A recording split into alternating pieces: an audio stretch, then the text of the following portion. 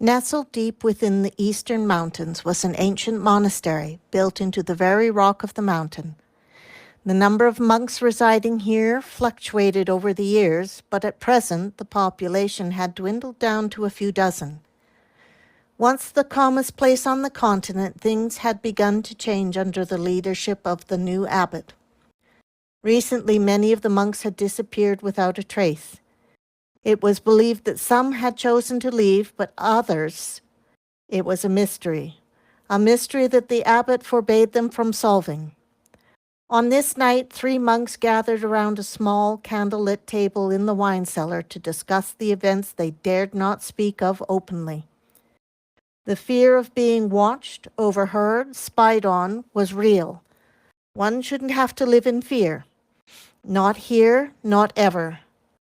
"Are you sure we are alone?" The first monk to speak was whispering nervously. "I don't want the abbot Sartorius to find out what we are discussing." "He is calling himself Grand Master Sartorius now," the second monk said. "I would suggest you get used to calling him that, if you don't want to join the mysteriously departed." "Unbelievable!" the third monk blurted out angrily.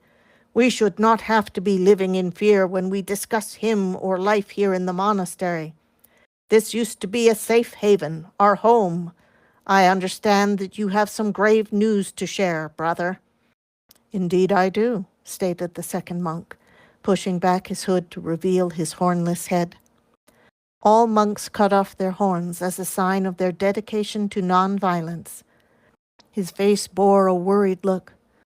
"Brothers, I overheard Grand Master Sartorius planning to abduct a young bull by the name of Cryos."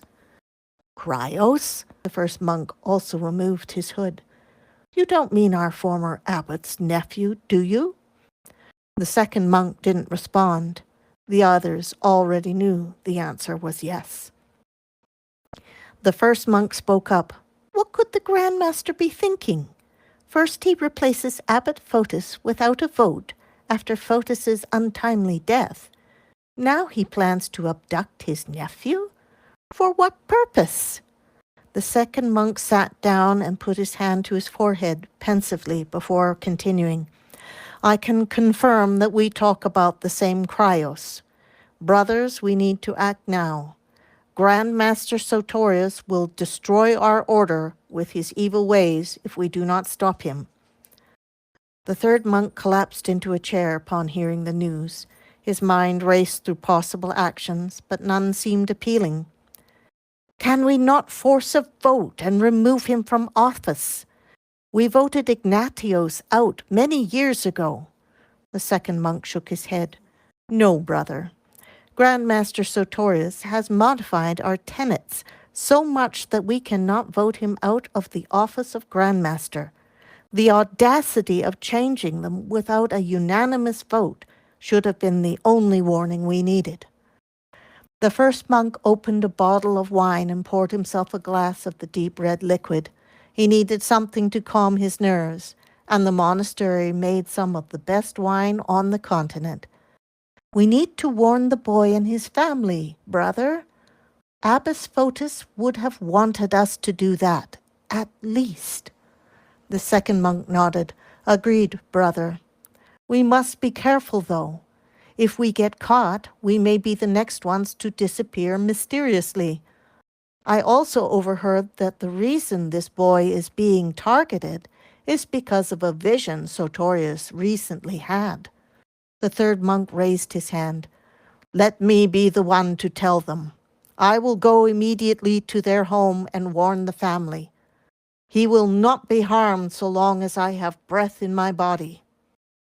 The other 2 monks nodded in agreement as the second monk offered. "Nobly said, brother." The first monk poured a glass of wine for each of his companions. They needed to settle their nerves before braving the task ahead. They only had a couple of sips when the door burst open. 3 daggers flew with incredible accuracy, striking 2 monks in the throat and the third, whose back was to the door, in the back. All 3 collapsed to the ground as the assassin entered the room, smiling sinisterly. She confirmed that 3 monks were dead by slitting their throats. That will silence them, she thought. She recovered her daggers, licking the blood from the blades. She always enjoyed the taste of her kills. Her master's plans were not to be interrupted by anyone.